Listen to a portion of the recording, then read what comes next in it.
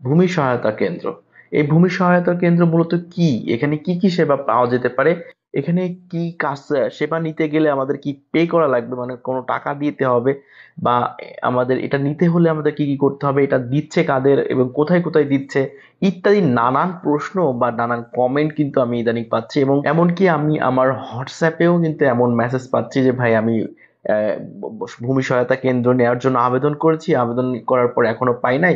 তো এটাই মূলত এখানে আমি যদি এটা পাই তাহলে এখানে আমি কি কি সুবিধা পাচ্ছি বা কি কি সুবিধা আমি গ্রাহকদের দিতে পারি, এটা নিয়ে যদি আমাকে কিছু বলতেন উপকার হতো। এরকম এমন মেসেজও আমার হোয়াটসঅ্যাপে আসতেছে।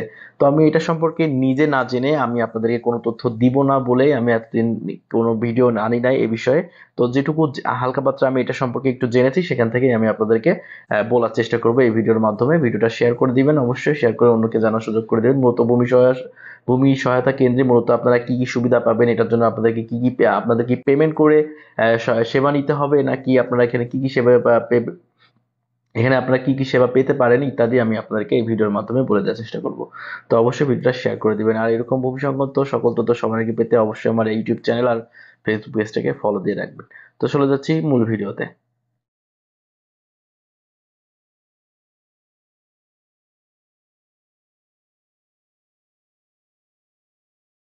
ওয়েলকাম। তো ভূমি সহায়তা কেন্দ্র মূলত কি? তো ভূমি সহায়তা কেন্দ্র হলো এমন একটি স্থান বা প্ল্যাটফর্ম যেখানে আপনি ভূমি সংক্রান্ত বিষয়ে সকল সেবা বা সহায়তা পেতে পারেন।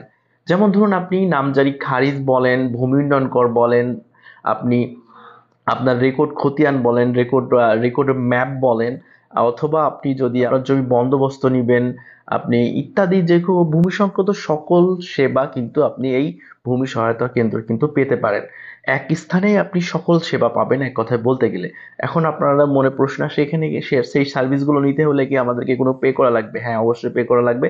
সরকারের নির্ধারিত একটা মূল্য আছে, সেই মূল্যর মাধ্যমে কিন্তু আপনাদেরকে এই সেবাগুলো নিতে হবে। এখনো সেই মূল্য চার্ট আমরা পাই নাই। কেমন খরচ নিতে পারে, কেমন আসতে পারে, এটা সম্পর্কে যদি আমি জানি আমি আপনাদেরকে আমার এই চ্যানেল আর ফেসবুক পেজের মাধ্যমে অবশ্যই আমি আপনাদেরকে জানাই দেওয়ার চেষ্টা করব। তো এখনো কোনো আপডেট পাই নাই, যেটুকু শুনেছি সেখান থেকে আমি আপনাদেরকে এই তথ্যগুলো দিলাম। তো এখান থেকে আপনারা অনেকেই আমাকে বলতেছেন ভাই এখানে কি কি সুবিধা পাওয়া যেতে পারে। যেমন ধরুন আপনার একটা জন্ম সনদ প্রয়োজন, জন্ম সনদ করতে হলে কিন্তু আপনাদেরকে কিন্তু ইউনিয়ন কাউন্সিলে যেতে হয়।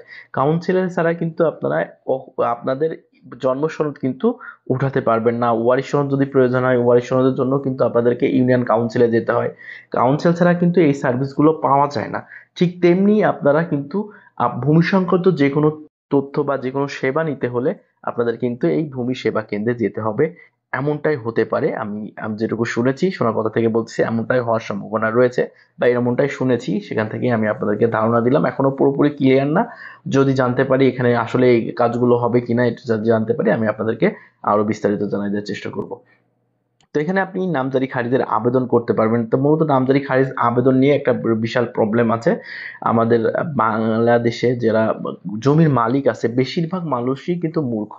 সোজা বাংলা বলতে গিয়ে বেশিরভাগ মানুষই যে জমির মালিক আছে তারা কিন্তু বেশিরভাগ মানুষই মূর্খ বা কৃষক। তারা কিন্তু ফোন ব্যবহার করতেই পারে না।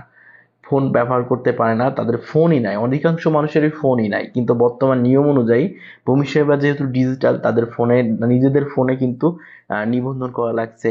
নিজেদের ফোনে নিবন্ধন করার পর ওটিপি যাচ্ছে। ওটিপি কি বলতে পারে? আপনি একটা জমি খারিজ করার জন্য একটা দোকানে দিয়েছেন, দোকানে দেওয়ার পর আপনি সাথে সাথে সার্ভারের সমস্যার কারণে হোক যে কোনো কারণে সাথে সাথে আপনি ওটিপি নিতে পারলেন না। আপনি বললেন আপনি বাসায় যান, বাসায় যাওয়ার পর আপনি আমাকে ওটিপিটা দিয়েন।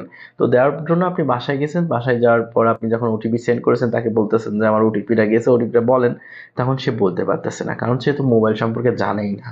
তো এই সেবা এইসব সমস্যার সমাধানের জন্যই আমার যতটুকু ধারণা এই সেবা কেন্দ্র দিয়েছে। এখানে সেবা কেন্দ্রে আপনার ওটিপির ঝামেলাটা আমার মনে হয় থাকবে না। এখান থেকে আপনারা সরাসরি নামজারি খারিজের আবেদন দাখিল করতে পারবেন, আপনি ভূমি উন্নয়ন কর দিতে পারবেন, আপনি সরকারি জমি লিজ নিতে পারবেন, লিজ নবায়ন করতে পারবেন, অথবা বন্দোবস্ত যদি নিতে চান সেক্ষেত্রে বন্দোবস্ত নিতে পারবেন। ইত্যাদি সকল জমি সংক্রান্ত কাজ কিন্তু আপনি একত্রে একই স্থানে পেতে পারেন এই ভূমি সহায়তা কেন্দ্র থেকে। যদি এটা এখনো আমাদের ইউনিয়ন পর্যায়ে এখনো আসে নাই, পৌর এলাকায় কিন্তু এটা অলরেডি স্থান এটা অলরেডি কিন্তু দিয়ে দিয়েছে, অনেকে পেয়েছে। এখনো ইউনিয়ন পর্যায়ে আসে না। ইউনিয়ন পর্যায়ে আসলে আমরা যেহেতু ইউনিয়নে থাকি এ সম্পর্কে আমরা এখনো বিস্তারিত ডিটেলস জানতে পারি না। জানলে অবশ্যই আমার ইউটিউব চ্যানেল আর ফেসবুক পেজের মাধ্যমে আপনাদেরকে জানাই দেওয়ার চেষ্টা করব।